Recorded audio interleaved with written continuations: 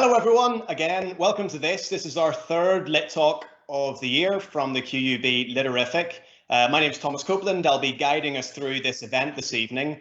These Lit Talks are designed as an opportunity for our members and students as well to hear from the political leaders that shape our lives. And we're really delighted to welcome Conservative MP and former Secretary of State for Northern Ireland, Julian Smith, with us this evening. I'd like to thank him very much. We wanted to have him over to do a tour of some of Belfast's best and worst student bars, but unfortunately that's not to be. And he's very kindly joined us virtually from home. So I'd like to thank him. He doesn't have to do this. No doubt, Julian, you'd rather be relaxing on a Friday evening with a nice bottle of wine or something rather than talking to us. So thank you so much.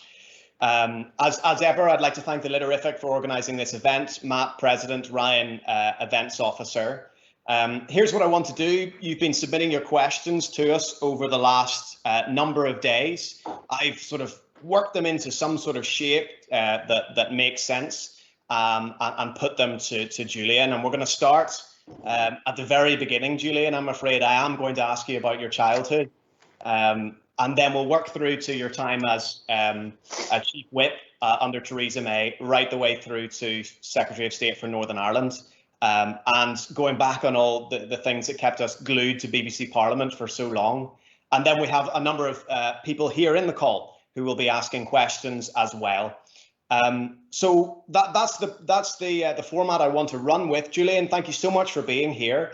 Why don't we start at the very beginning? You were born in Stirling in Scotland, which means, of course, you did a lot of your growing up at a time when Thatcher was in 10 Downing Street and you were living in Scotland.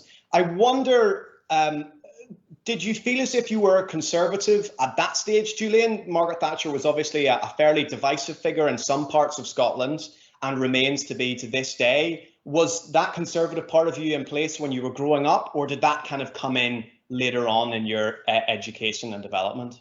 Well, first of all, Thomas, it's great to be here tonight. I'm here in Westminster, and there's a very growing sense of things getting quietly a bit more normal in London. And thanks for inviting me along. And it's I'm looking forward to being with you tonight. And it's a shame, as you say, that we can't be in Belfast, but. Yeah, when I was younger, I had no, at the sort of early age, no particular political affiliation, and was just genuinely interested, beginning to get interested when I was sort of going to my teenage years in politics, and did quite a lot of reading, read quite a lot of biographies of political figures from across the political spectrum, but was not allied to any particular party. I think what I was very aware of, and which was quite important for the job I did last year in Northern Ireland, was, the horrendous impact of the Troubles in Northern Ireland, and that was a key part of my childhood, and which made sort of coming to Northern Ireland and taking that role just that bit more profound.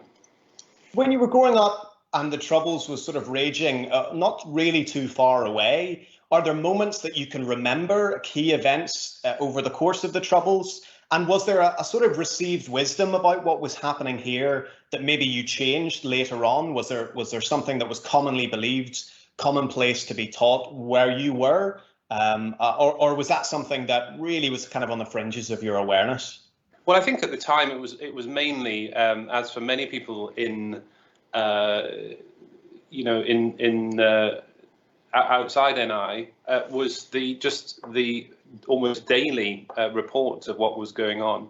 I think what changed, certainly when I came and did the job and started travelling in Northern Ireland well before I became Secretary of State, was the distance. I mean, it's just relatively small, part of the country, and there was all these sort of horrors going on in a relatively small area with communities very cheap by jowl, and I think that was something that I was very struck by. Then I did some digging and found a picture painted, Julian, of, and I'm literally quoting BBC Radio 4 here, a very talented child loved by the parents of the kids at your school. which I thought is as high a compliment as one could receive. You came from a very musical family. Both of your parents were in the Royal Scottish National Orchestra Choir, and you yourself very musical, violin to grade 8, piano too. Did you ever have aspirations for a career in music? You clearly were sufficiently talented that you might have considered it. Well, I worked very hard at it, but I think as with many of these passions you have as a young child, you get whittled out relatively quickly. And certainly, it was clear to me at a reasonably young age that I wasn't going to make it beyond being a good amateur. But I think music, for any of you that are involved with it, is just an amazing part of of living. And if you can play something, it's a great honor. And I managed to be able to play things reasonably well, particularly the piano and the violin. Can you still play a few tunes on the piano? I do a little bit, but I really wouldn't want to be doing any performing now or any time in the future. What's your go-to, if there's a piano sitting in front of you, what would be the go-to tune to play? Well, I think that Mozart, Beethoven, the big composers are still really are the ones to match, and Tchaikovsky and Rachmaninoff. Right, okay. And you can still remember? That's very impressive. I can remember the names. I can't necessarily play them, Thomas. Do you play? Not sufficiently well enough that I could give you a tune, unfortunately. But music, one half of your life. This is another thing that I found extraordinary in researching for chatting to yourself. Your father was president of the Scottish Squash Rackets Association. You played, I love this, for the Scottish junior team, and then you coached squash for a year in France after school. Yeah. What on earth is that all about? That seems like such if I don't mean this in a pejorative sense, I wouldn't have guessed that was the case. Well, what was that journey all about?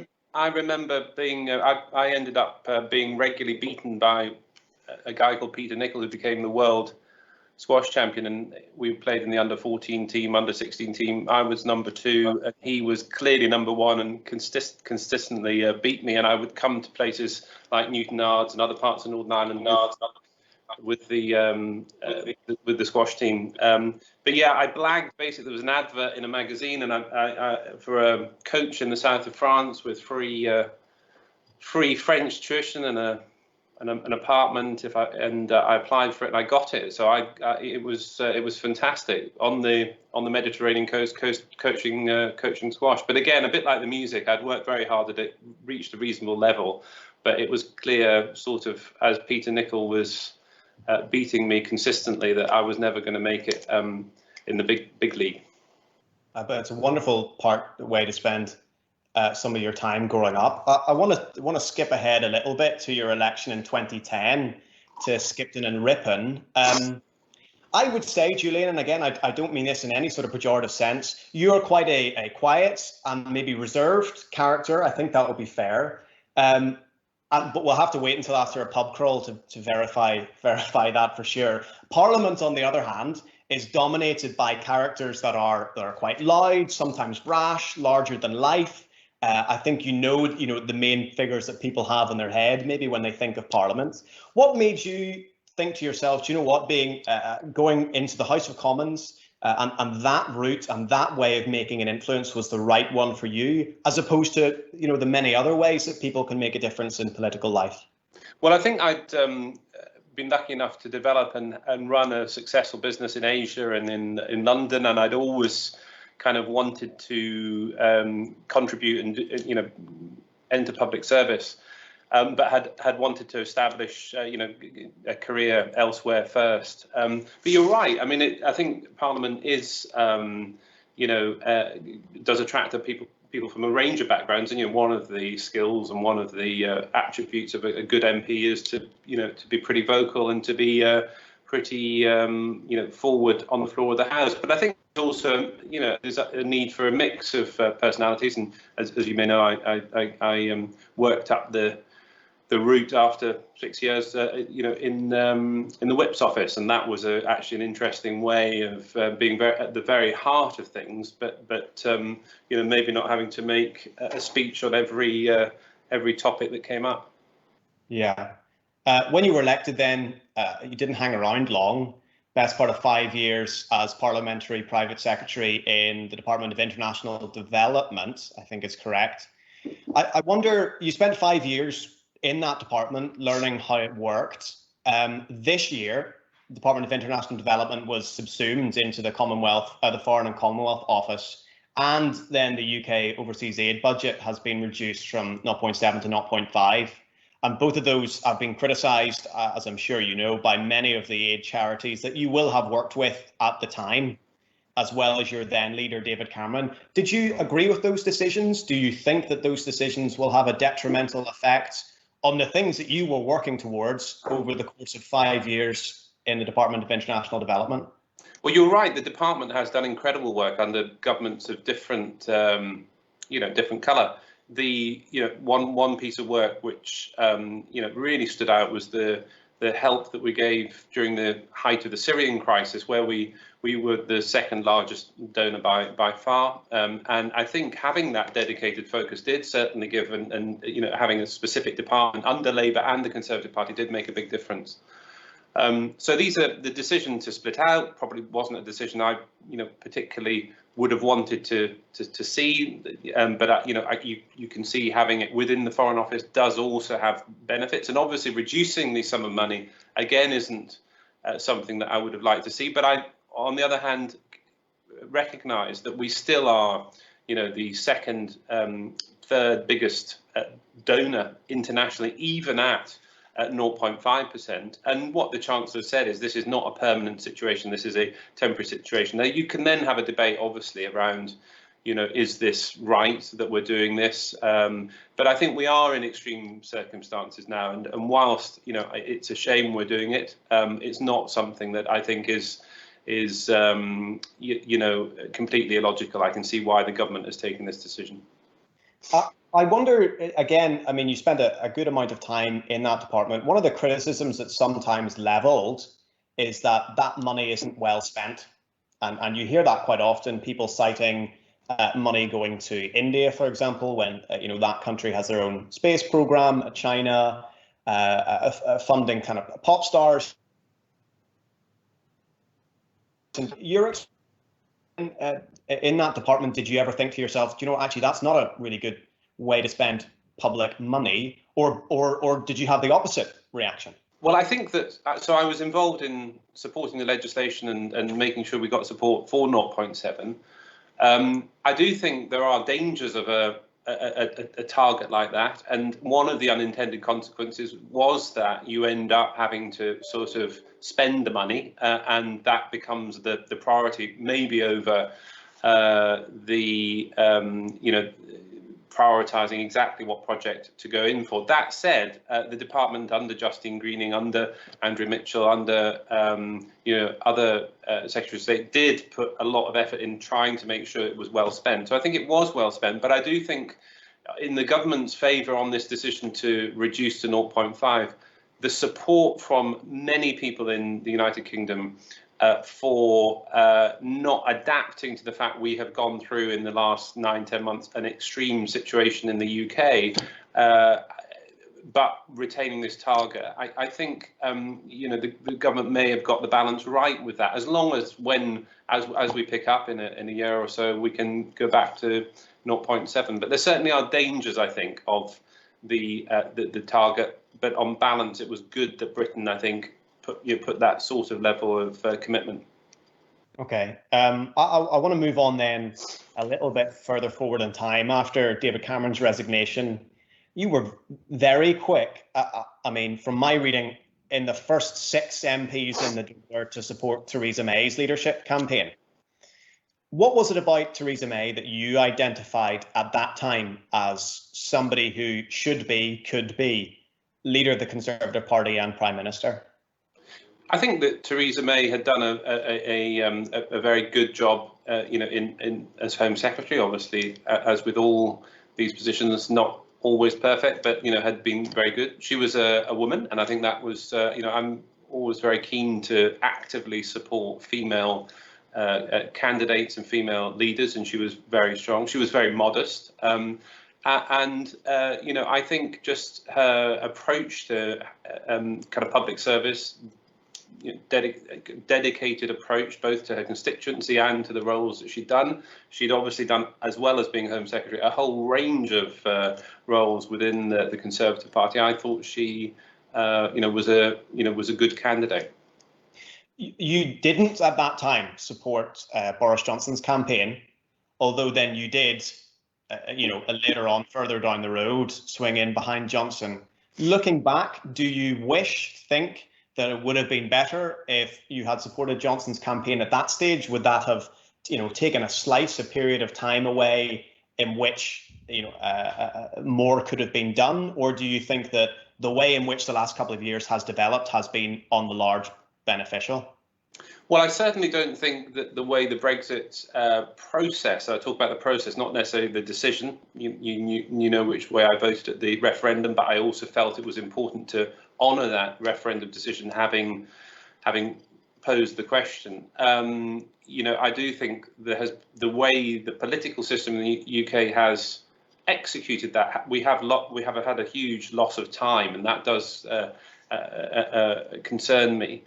So whether Boris Johnson coming in earlier might have, having led the Brexit campaign, having moved forward with that, whether that would have accelerated and reduced that opportunity cost of the last few years, I don't know. But what I do think it comes out and will come out more is that what Theresa May was trying to achieve, probably as her premiership went on, was a deal which both was focused on protecting the United Kingdom and also on reducing what's called friction, but in fact, are reasonably high costs to business of the Brexit process. So I think that she was trying to get something which was, a good compromise, which obviously ultimately didn't make it through the Commons. And you can argue again, takes you back to, would it have been better to have a different approach from day one? But I think I was always going to want to give a more compromising approach a go, because I felt that was the right thing to do.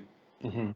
Well, so no regrets over supporting Theresa May's campaign. Okay. Then in 2017, you were appointed Deputy Chief Whip under Gavin Williamson, and you were actually Chief Whip less than 6 months later after Williamson was appointed to Defence Secretary. I would say that you and Gavin Williamson, are quite different personalities in many ways. I'll give you an example. Williamson, and many people listening may know this, kept a pet tarantula on his desk called Cronus, as I understand it, which is, I think, objectively a little strange. And it sounds like a stupid question to ask, but is the job of Chief Whip really as shady as that tarantula or House of Cards, for example, might make it out to be?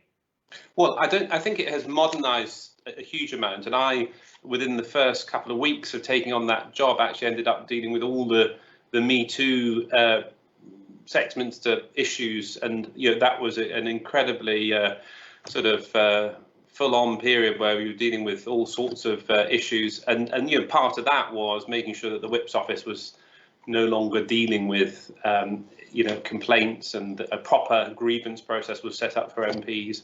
So I think the dark arts and whatever have broadly gone and left, but it is obviously a role where you are trying to get the government's business through, and certainly, for the period I was there, it was probably the most high-profile period for the Whip's office in British political history, because the numbers after the 2017 election were so wafer thin, and where we obviously had the confidence and supply agreement with the DUP, and people we were literally scrabbling to get votes for possibly the most complex deal that Britain had ever had to take through Parliament.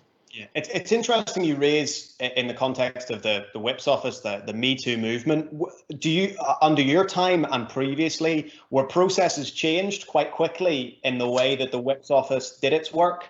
I mean, I think it's no secret that many people might believe that the Whips keep a black book of all the scandals and affairs and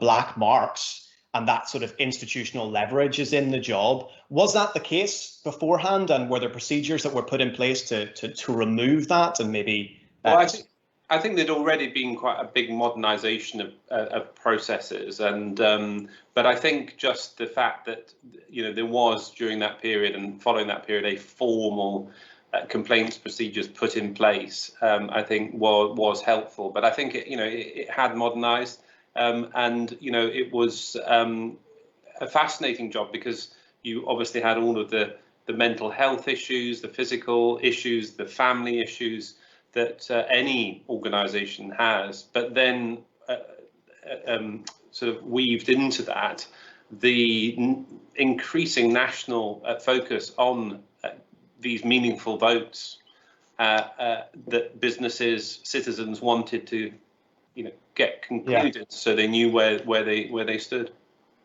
And in doing that work, you took a sort of different approach to Williamson, I think would be fair, maybe more carrot than stick, as opposed to the tarantula that I've mentioned. I read you kept an array of cakes on display and went for the charm offensive instead. As a general rule in life, Julian, I wonder which of those two approaches do you think is more effective? If you have to give advice to students about how to win friends and influence people, is your approach, which is more maybe subtle and quiet and about persuasion, more effective with cakes, or is the kind of tarantula on the desk approach the better one? Well, I mean, you can basically get me to do anything if you give me a cake, Thomas. So I'm probably not the best person to ask. But I think, look, you need to be tough. You need to be tough in this business. You need to be tough in other businesses. So I think it would be wrong to say that, particularly any political party, is able to just, its MPs having become MPs on the party ticket, that the party doesn't at some point say, look, guys and girls, you've got to vote with the government and push very hard on that. I don't think that's unreasonable. It's also not unreasonable, by the way, for the MP to, not follow that rule. But I don't, I think that it's not a unreasonable ask. I do think, though, generally you want to make your arguments and persuade people, and but I think the realities of politics are at times you do have to be quite tough. Yeah. You've mentioned already, and we'll sort of get to it now, you were the chief whip at almost the worst or maybe best possible time, the biggest parliamentary fight in a generation for Theresa May's Brexit deal, pushing that through Parliament. At times, every vote counted, and your job as chief whip to corral often unwilling Tory MPs. I don't really want to get into the kind of minutiae of which vote and when, but I wonder, as a general overview of that period of time in your life, did you sleep at all? Were you constantly angry, frustrated? It must have been the most sort of exhausting process, even on an individual level, before you get into the world of politics.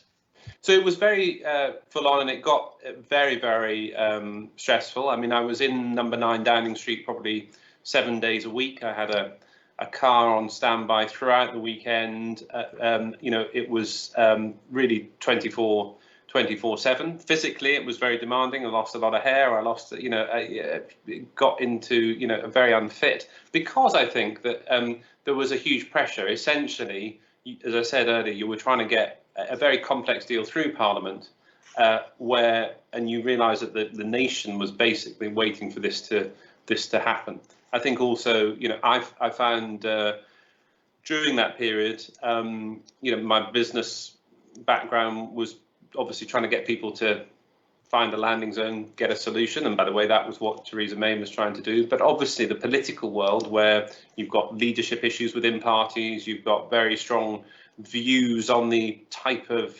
Brexit that people wanted. It was more complex. We nearly got there, and I would argue if we'd managed to get an exit mechanism or a date on the backstop from the EU in December 2018, we probably could have made it across the line. I want to move on in just a second to Northern Ireland, which is all we ever want to talk about. The final thing I want to raise, though, is you made, I suppose, a fairly strong intervention chatting to Laura Kuenssberg in early 2020.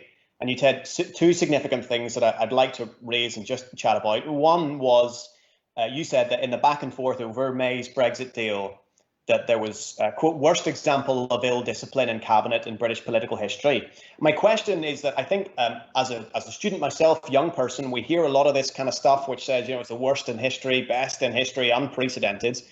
Were you exaggerating at all when you were talking about how bad the discipline was in cabinet, or is that a fairly honest assessment from you that it's the worst in British political history?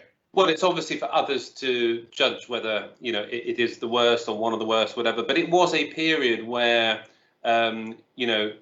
even within cabinet there were very strong views. That's obviously nothing new. That's John Major talked about his group of people that he, in fairly flowery language, that were causing him problems, and that has been ever thus. But I do think, again, at a point where Britain was going through a period where it needed everybody to be disciplined and get through and basically get this over the line, there was a level of briefing, a level of talking to journalists, and basically the Prime Minister unable to have confidential conversations with her cabinet, which was not helpful. Were friendships ruptured over that particular issue for you? Over which issue?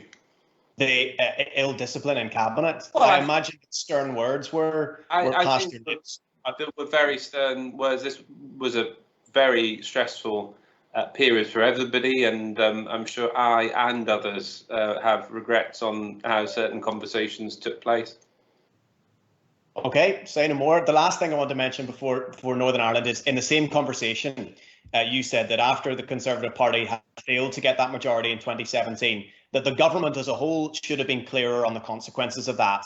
That is to say that the reality should have been made clear that a softer Brexit was going to be inevitable. I wonder, I suppose that's an easy thing to say, Julian, after the case. Do you think that it would have been possible to have emphasised that? Do you think it would have been possible to have gone down the route that you suggest for advocating the reality of a softer Brexit without totally sinking May's premiership? Was that an avenue that was really open, or do you think that was kind of some retrospective reflection? Well, I think at the time there was quite a lot of effort, almost cross-party, very early on after the referendum, to look at, could there be some landing zone? And then after the election, I think we probably just didn't adapt to the realities of the numbers. But I think the thing probably also to remember is, there's a lot of focus on the Conservative Party and the fact that, there were quite a lot of people within the ERG wanting a sort of purer version. And, in a way that was illogical given the numbers. But in fact, they've been proven to have won the day. But, I think Peter Mandelson made a comment this week about the fact that, on the other side, there were many people trying to reverse the result through the second referendum. And that has meant that actually, and he admits this has meant that a softer Brexit was lost. And I do think that, when you look back, and I think historians will look back at this period, they will look at a Conservative Party that was pretty fractured, and I was also trying to hold together. But they will also look at a Labour Party and a Liberal Party and others who had a chance to vote for a deal 18 months ago that was, fairly balanced and, a compromise deal, and chose not to. Okay. Well, I will leave that to the historians to take that apart exactly. I'm sure there are other perspectives. People would disagree, but nonetheless, as if you hadn't been punished enough, you then get a call from Boris Johnson when he takes the reins in 2019 to be sent to Northern Ireland. Was that a call that you had expected to get? Do you remember where you were when you picked up the phone? So I think I was in the pub. I had been, I'd left the whip's office, and that presumed that might be over, and that might be my cabinet career over. But I was very pleased. I wasn't expecting it. I'd hoped that it would be possible to stay in cabinet. But it was a great, it was a great moment. Because I've heard you talk about this before with Mark Carruthers about being in the pub. I suppose. I mean, did you tell Boris Johnson when you walked into his office that you had been in the pub? Is that a conversation that happens? I don't think it's ever sensible to talk about conversations that one has with the Prime Minister, but I made clear and probably it was clear where I had been. Right. Okay. So, all right, not bad. No. Okay. Speaking as honestly as you can, Julian, I wonder, did you know in detail that much about Northern Ireland when you got the call? Well, I'd managed the relationship with the DUP as government chief whip, so I had a pretty good understanding of the issues. We'd obviously, as chief whip, I'd been involved with the Governance Act that was there after the Buick case to give civil servants in Northern Ireland some direction, and that obviously had got amended to include both the victims' pension, same-sex marriage, and also the abortion reform processes. So yeah, I did, and I think that was probably what made that job, or that discussion with the Prime Minister so positive. It was a part of the country I'd got to know. Well, let me ask then. You mentioned the confidence and supply agreement. You'd worked closely with the DUP, like you say. You even spoke fairly effusively at their party conference in 2017, and then add onto that you are yourself a strong unionist. Is it really possible? Was it really possible for you or people like you to be an honest broker under the conditions of the Good Friday Agreement? Is it really possible for a Conservative Secretary of State in any form to be an honest broker in Northern Ireland? Well, I think I showed multiple times doing that role that I was not biased, certainly towards any party, and called the DUP out on a number of occasions to their irritation, as I did with other parties. So I think that's on record, and I feel that I was pretty even-handed. Did you talk to Karen Bradley at all before you started? You'd taken over immediately after her time here. Did you have a conversation with her? You talk to most of your predecessors in it, when you enter these jobs. Yeah. Mm-hmm. And did she give you any advice that proved to be particularly helpful? Well, I think, again, I don't really want to go into conversations I have with colleagues, but you talk to colleagues and you make sure that you're getting as much knowledge as you can. One of the things about politics is you have people moving in and out, and obviously just making sure that you're understanding from predecessors, their experience is important, as in Northern Ireland, and to be honest, it was in speaking to the opposition. And I think Northern Ireland, certainly one of the very positive periods, elements of that period was, Tony, who was the opposition spokesman. There was a good relationship there. Do you have a recollection, particularly of the first time you flew to Northern Ireland as Secretary of State? Do you remember what your first briefing was like? Did it set you at ease, or did it really highlight the enormity of the challenge that you were facing?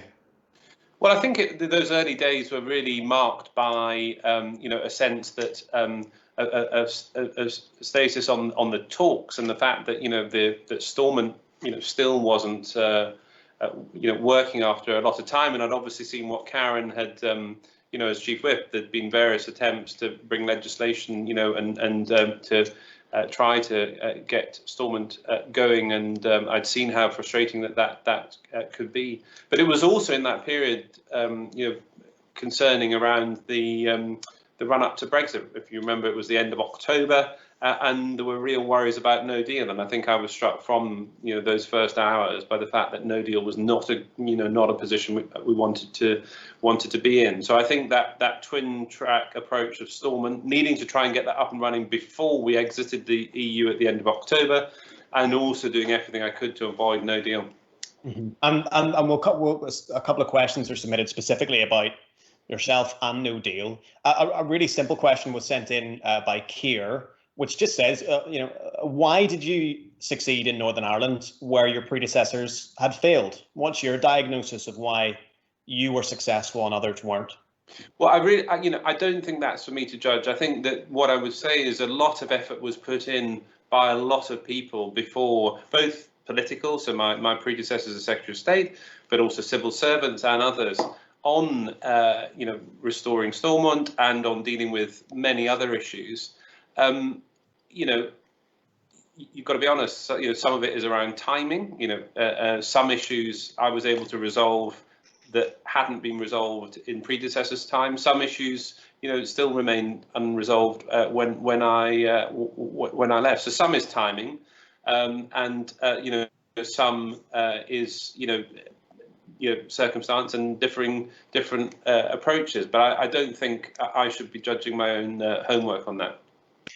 Well, with respect, I think everybody judges your homework, and the proof's in the pudding, which was that there was a deal at the end of that period of time in which you were in office. I wonder, what was the key for you? What were the key issues that fell in your favour? Some down to luck, and I'm sure some down to your own gifts. What were those issues, and how did they fall in your favour in such a way that you were able to get a deal in place? Well, I think the biggest thing was that for whatever reason, and again, there will have been timing issues, contextual issues, things like, as it got to the issue of, the final weeks of the deal, post-election issues, but just generally through that period, I was very grateful for the trust that both citizens in Northern Ireland gave me, but also the parties in Northern Ireland gave me. And I think, I was lucky there that, all parties allowed me enough trust to move a number of things on. And, I'm very grateful for that, because I think that did allow us to move things on. And going back to your question, I suppose the thing that I was very keen to do, or one of your earlier questions, was to make sure that I was treating everybody equally. And I think by hopefully doing that, that did allow trust to develop. Allowing trust to develop, I suppose, is one of those things that's almost impossible to measure or calibrate. What was it about, this isn't in comparison to anybody else, just from your personal experience, and you mentioned before you spent time in recruitment and in headhunting. Well, I mean, what's your approach to developing trust with people? Is there a kind of a mechanism, a process that you have in your mind, or is it more, intuitive than that? Well, I think, you do have to, if you are in a situation where you're trying to negotiate a deal, you do have to understand the position that everybody is coming from and try to facilitate that. Now, as you've alluded to, I'm not, or any Secretary of State, UK Secretary of State, is not totally without a view. But I think in trying to get the deal done, the rules of the Good Friday Agreement have been set out pretty clearly. I know quite a lot of the agreement has shades of grey, but it is pretty clear. And I think I really tried to adopt that and try to really understand where people were coming from. How does that work, though? I'll push you just ever so slightly, Julian, if it's okay. In practice, is it a matter of having private conversations with people that are kind of confidential? Is it a matter of getting everybody in the room at the same time and trying to develop a relationship beyond that of politics? Is it, and I know that, and you've talked about this before, going to the pub with somebody like Simon Coveney? It just seems to me that when the history books are written about you in Northern Ireland, the word trust comes up quite a lot. And I'm interested in digging into why it is, of all the people, that you were the person who was able to earn that trust, and whether you have a recipe for achieving it. I suppose I'm just trying to extract something to use myself. Well, I think that the experience of certainly the talks and on other matters in the last year or so was that trying to connect with people, out with the formal processes, and also out with maybe some of the paradigms that had been set up over years was quite important. So, the use of the pub, they're trying to meet, outside conference rooms or UK Parliament, UK government buildings or whatever was part of that, because I guess there are, from all sides, worries, suspicions, etc. And what you were trying to do was to make the environment of those discussions as objective and built on good foundations. I think the other thing that was just very important during that period was how clear voters were. They were clear at the various elections during that period, but they were also clear to me personally when I met them. And I do think, essentially, whether it was the nurses' strike in December 2019, the first strike of British nurses in 103 years, or other examples, voters were clear that they wanted to be governed and they wanted their politicians back at work. And I think that gave me confidence when I was having the discussions. I wasn't having a constitutional discussion with the parties, I was having a discussion around getting government back up and running. How do you think the election in 2019, December 2019, changed the dynamic in Northern Ireland? Looking back, do you notice that as a step change in the conversations that you were having? Well, certainly, I think it was a wake-up call for the major parties, because you saw Alliance and SDLP, doing well there. We've seen Claire Hanna and Colm and Stephen coming into Westminster following that. It also obviously, took away the power the DUP had at Westminster through competence and supply, and obviously focused them back on Stormont. But I'm not sure if all of those things necessarily meant that getting back into Stormont was guaranteed. I think that it was a factor. It was an important factor. But I think there were a number of other elements as well. Did you notice, I wonder, in a more sort of direct sense, did you notice a change in the conversations that you were having? Did you, on the other side of that election, were you suddenly thinking to yourself, oh, no, I wasn't hearing that before, something has clearly changed here? Or was it a much more gradual evolution? I think there was definitely a change, but that change was also coming from the fact that I'd made clear there would be assembly elections called on the 13th of January if they didn't agree to go back into Stormont. So we were trying to put them under pressure to get back into power. But the election, the UK election, definitely was a factor. A difference between the deal that you proposed and were successful in putting into action and previous ones is that when you announced, and I think a lot of us who are interested in politics remember you and Simon Coveney standing in the freezing cold outside Stormont, and you announced the deal that had been knocked together by you and Coveney. But at that time, not all of the parties had signalled that they were on board with the agreement. Was that a deliberate attempt? Had you tried to get them all on board? Had the original intention be, I want all of the parties standing here and we'll announce it together? Or was the plan always that it would sort of be, and I don't mean this in a pejorative sense, bouncing them into it by announcing that this was the deal and it was do or die? Well, you talk about the deal being sort of cobbled together by myself and Simon. In fact, it was based on a text that had been worked through with the parties for months, not just with me but with predecessors. So I think this text was very familiar to them. It was certainly, I guess, what we were seeing was, and going back to the trust issue, not a great deal of trust between the parties, particularly DUP and Sinn Féin, and there wasn't the dialogue, and maybe we'll come back to that later in relation to where we are now, but there wasn't as much direct dialogue between those major parties that I would have liked to have seen. But I think it just became apparent to Simon Coveney and I that if we didn't put this agreement to both the electorate and to the parties ourselves, the five parties probably wouldn't just get there on their own. And I think that's a bit where you look at the general election. Yes, the general election made a difference, but the level of discussion between the parties was so poor at that time that I didn't, and I don't think Simon, I don't want to speak for him, but I don't think he felt we were going to get there by just standing on the sidelines. Within that context then, when you stood in front of the Assembly buildings and announced the deal, how much of your brain, if you had to divide it up, was confident that all the parties would be on board, that this strategy would work? And how much of your brain was thinking this is ever so slightly risky? And, it could be the case that tomorrow morning, three of the parties say, no, we're not doing it. Would you be able to divide up your head? Was it 75-25, 80-20? I think it was probably about 95% feeling that it should work, but there was always risk there. And, but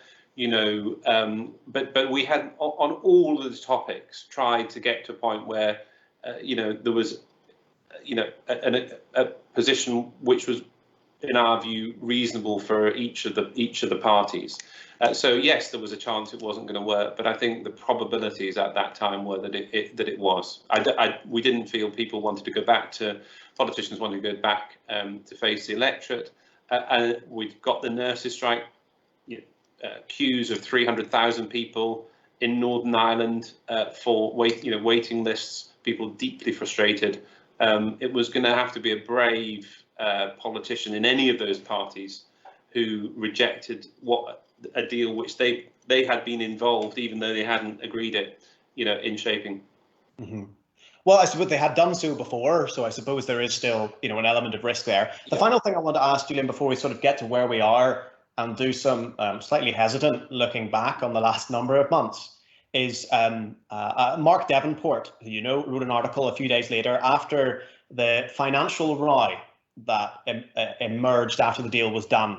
And for people who've blissfully forgotten, when the deal was announced, I think you'll find this fair, Julian, the impression seemed to be perhaps that there was 2 billion attached, and then 1 billion of that was money that was coming to Northern Ireland anyway. I suppose that's a fair way of putting it. Now, the article was entitled as follows: "Did Julian Smith pull a fast one?" So I put it to you, Julian Smith, did you pull a fast one? Not at all. I mean, I think that we didn't really discuss money before, as you said, we hadn't concluded we hadn't got agreement from the party before we put the deal forward, and the party certainly hadn't come. They'd come with certain asks, definitely, but they had not come with, we hadn't had detailed discussions about the finances. And on point of principle, I wasn't going to do that. I mean, MLAs and political leaders have been paid for 3 years. They've been doing part of their jobs, their constituency jobs.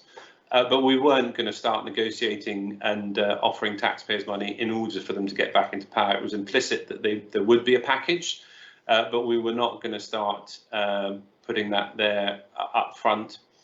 It was always the second reason wasn't a fast one. We were clear that there was going to be a budget that was coming up, I think, in a couple of months later in March, and as COVID has shown, there's been huge billions of pounds more put into Northern Ireland. So the whole philosophy on the financial package was we were not going to agree it up front. Whatever we put down was a down payment for the future. We have a number of important reform elements on the health service, on infrastructure, on the civil service within the New Decade, New Approach, and money was going to come down the line. It was never all going to be upfront. Yeah. Do you think, and you've talked about this before, about Northern Ireland or the politicians here, capacity for revenue raising? Do you think that politicians here should be taking more responsibility to raise revenue themselves? Yeah, I think so, and I think whether it's water rates, whether it's other forms of revenue, definitely, and I think that's something I would encourage the executives to do. I think initially when it was formed, that didn't happen and was ruled out, but I think since then probably there's been a realization that that would be a sensible thing to do.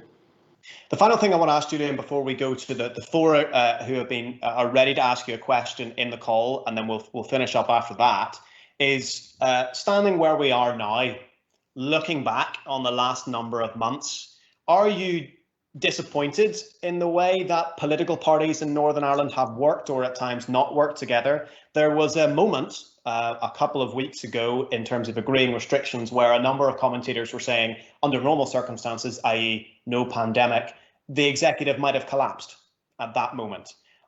If you looking from afar, and I mean, I know you're aware you don't want to judge and it's a difficult circumstance, are you disappointed with how things have progressed over the last number of months? No, I'm not. I think I'm really relieved that political leaders agreed the deal that Simon Coveney and I and the two governments put together in January.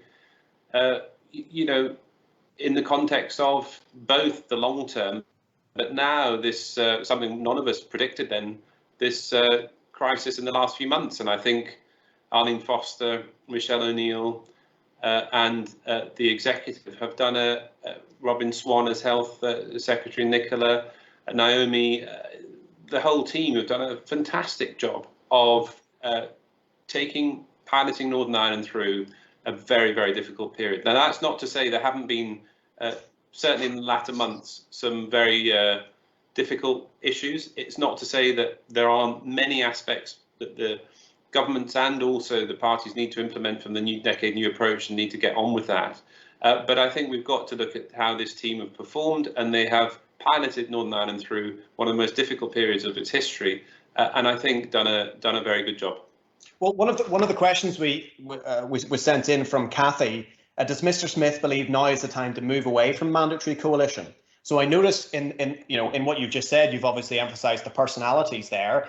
There is more talk than I think I have been aware of, certainly in the past, that this, the foundations of the system up at Stormont aren't ones that are sustainable. Do you sympathise with that view?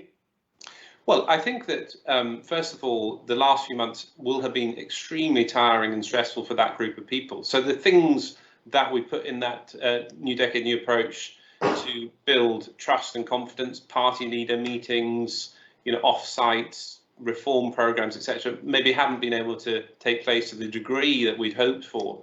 So I don't accept that it's necessarily a situation that can't be rectified, but I do think time needs to be spent, and hopefully when things have calmed a bit, time can be spent to build trust between the different parties to get on with governance. That's not to say that there isn't strong differing views on constitution. All right, okay. I want to go to Louis Johnson, who's in the call actually. So Louis, if you switch on your camera and unmute yourself, you have a question for Julian, and I'll let you put it to him. See if we can find Louis. Hello, can you hear me? Yes, I can hear you, Julian. Yes. Can you hear me? Yeah, fantastic. Brilliant. Hi, Julian. Unfortunately, Hi, I am in the car. I got delayed slightly. How are you? Good, thanks. Good, thanks. So I wanted to ask you just a question about Northern Ireland. So I grew up in Kent and London in the southeast of England. So coming to university in Northern Ireland has been a real eye-opening experience. In fact, I think that there really isn't enough awareness of Northern Ireland in England. I think that in England, it's very easy to live in a bubble of sort of thinking that that's just what the United Kingdom is, just purely England. So I want to ask you how we first get more people to visit Northern Ireland and more generally raise more awareness of Northern Ireland back within England to help build solidarity between the two nations.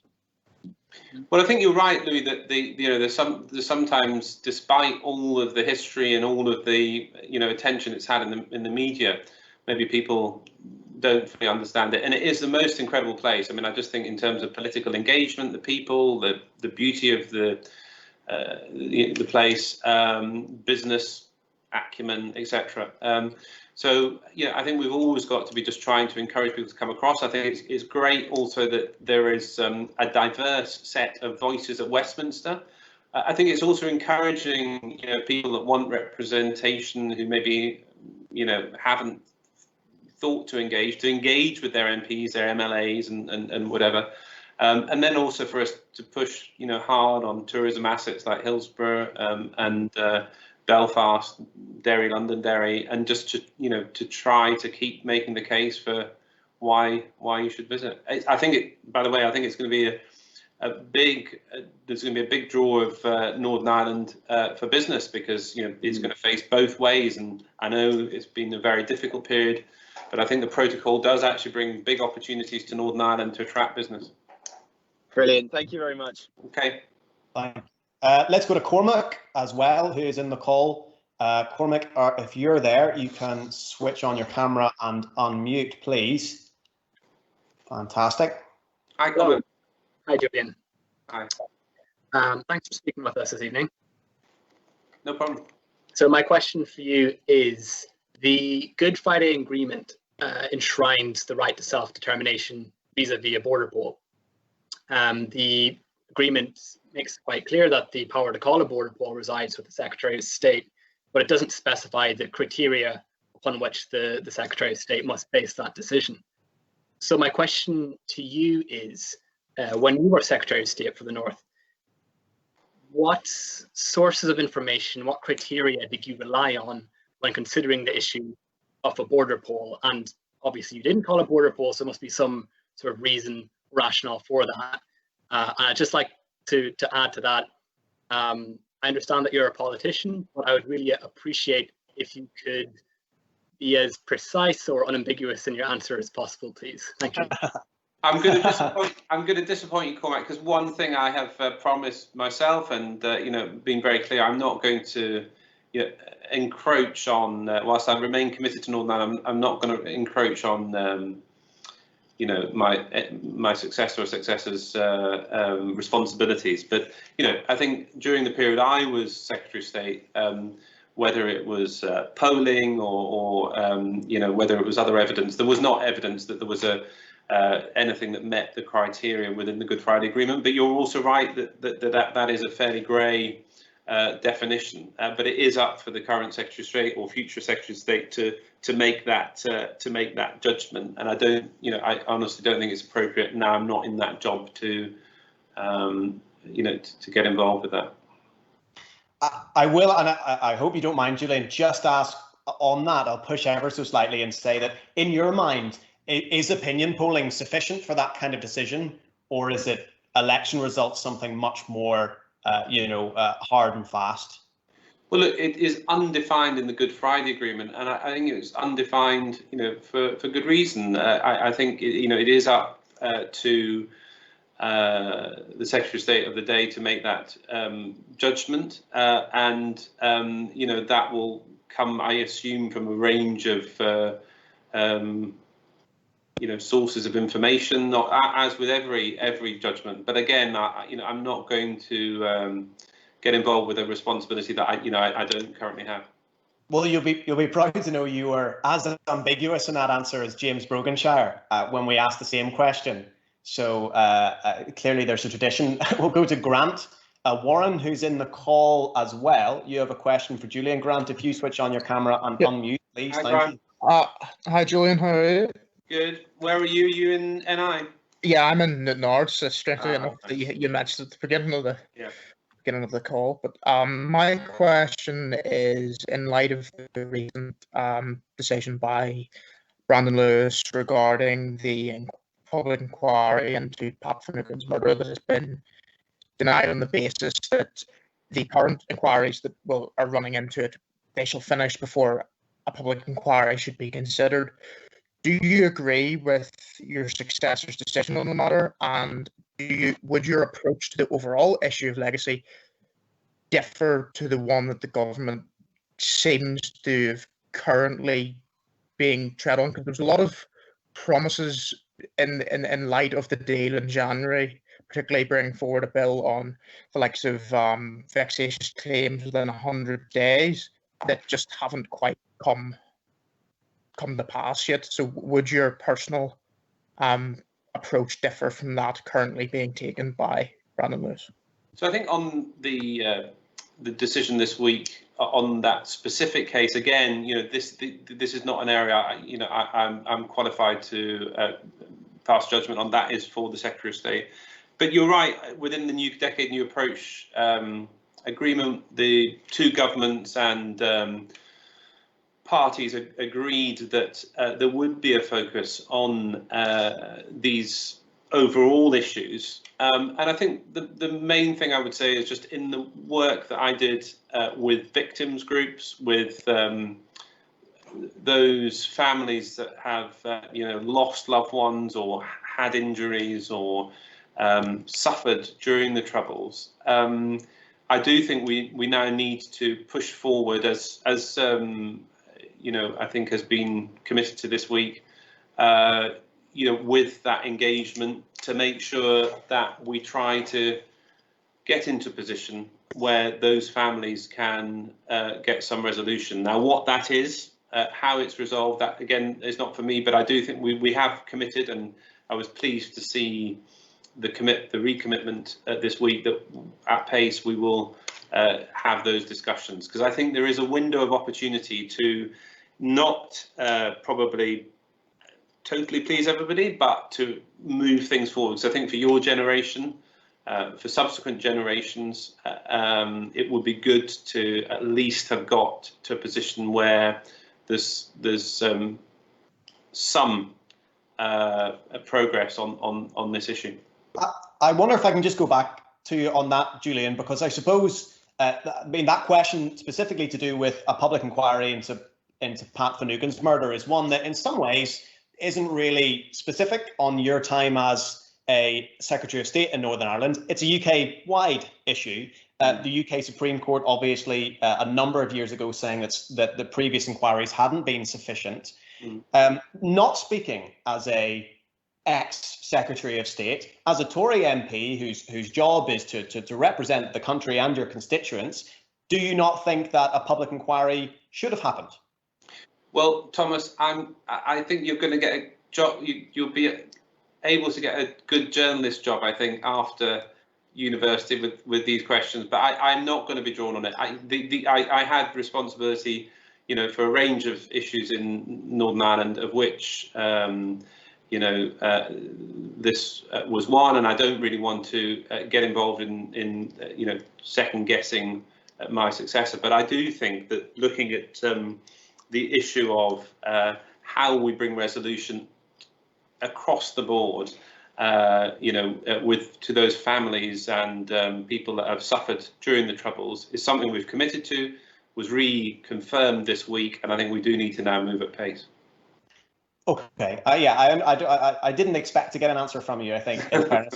Let me ask you two similar questions that deal with the unfortunate period of time when you were dropped from the position in Northern Ireland. One comes from Aaron, and he says, was the reason behind Julian Smith's sacking that he couldn't support a no-deal Brexit? Nice and simple to the point.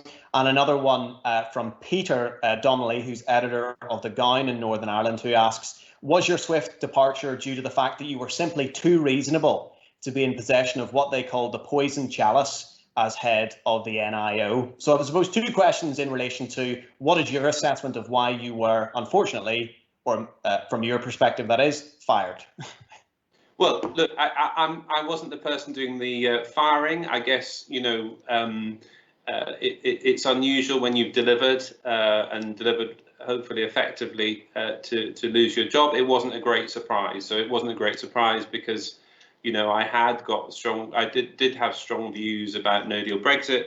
And the more time I spent in Northern Ireland, the more I felt there was a responsibility to articulate them. That said, I was and remain very supportive of the Prime Minister and the government.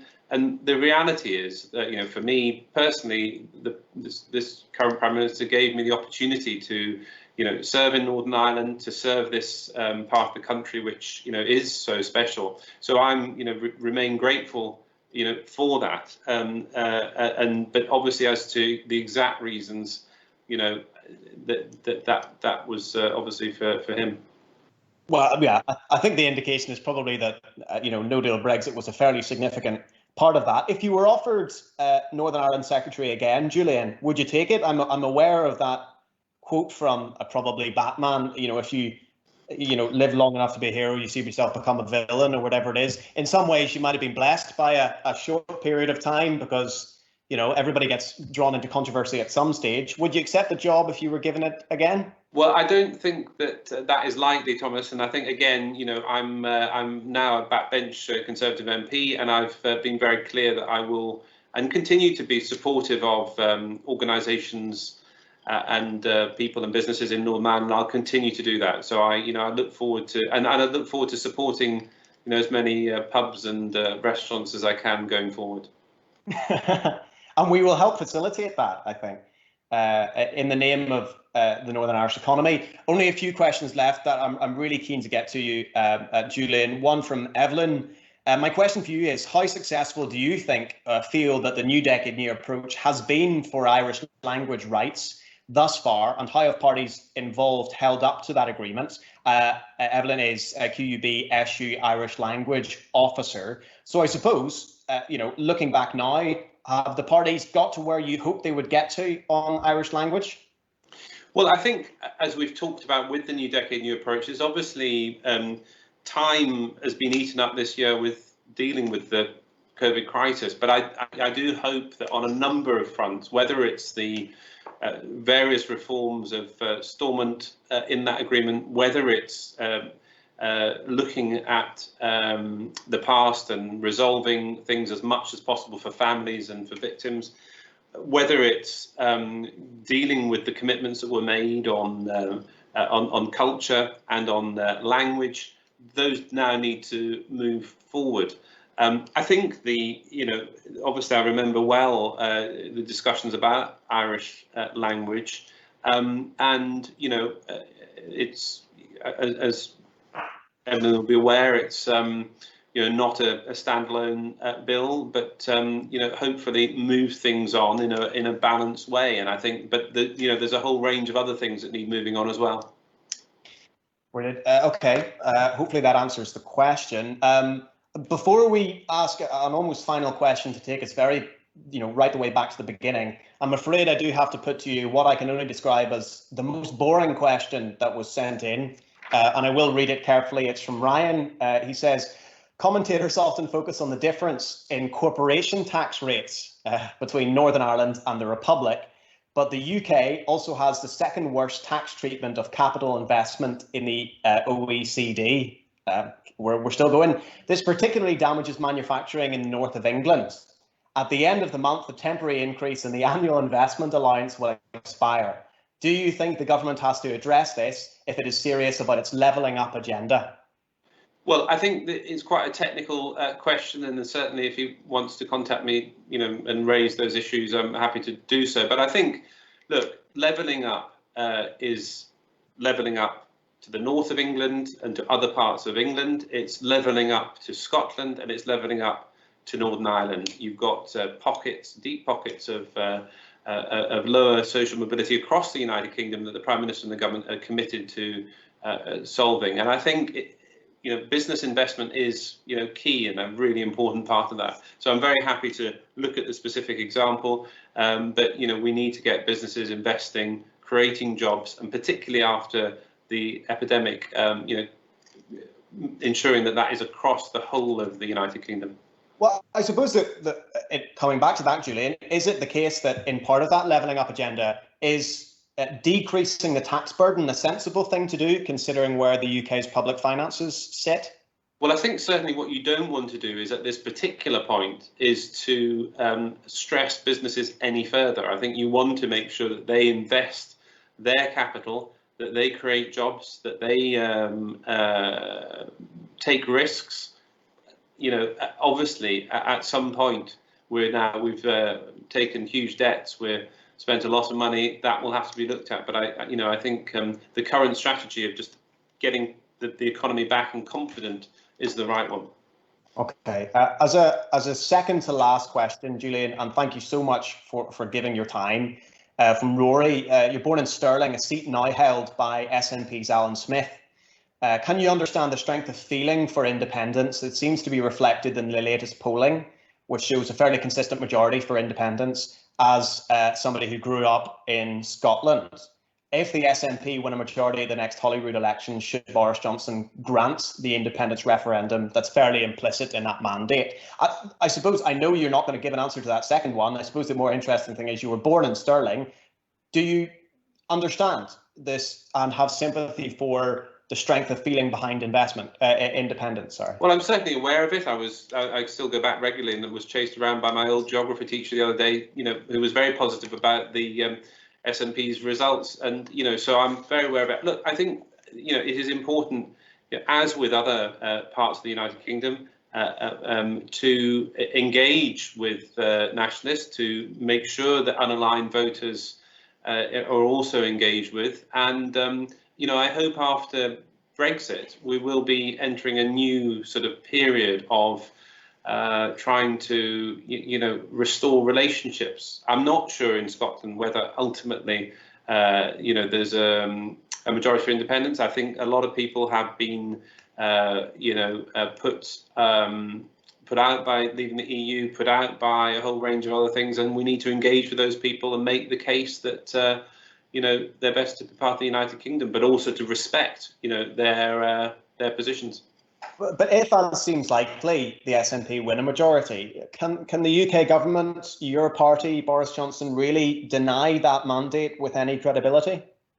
Well, I think you could also go into the other side of the fence and say, well, the SNP said this was a once-in-a-lifetime vote, only what 7 years ago. But let's see.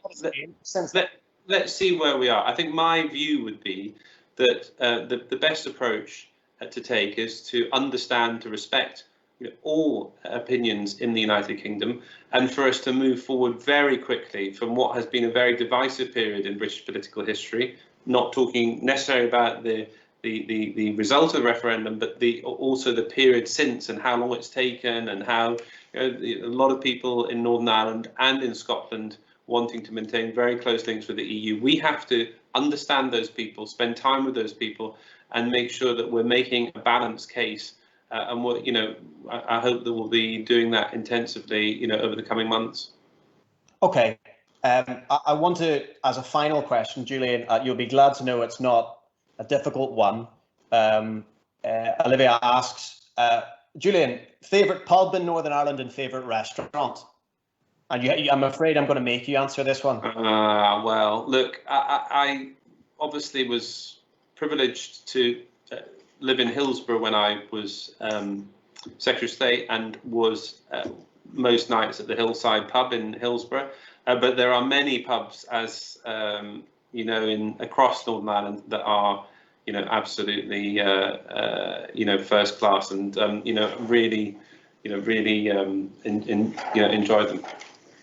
Okay, well, we've got an answer for Hillside. A restaurant, anything you think back and go, it was really good food, I can't wait to get back in there? I need to be very careful. There are so many good restaurants. I mean, I just think the hospital. We go back to the question earlier in the discussion, around attracting people to Northern Ireland. I mean, the food, the drink, it is just fantastic. So I'm going to dodge that one. But I look forward to joining you all for a pint and some food, when I'm next across. And we'll make sure to go to some really bad pubs as well as the good ones. That's the way to get the full experience. Julian Smith, thank you so much for giving us your time this evening. It's really appreciated.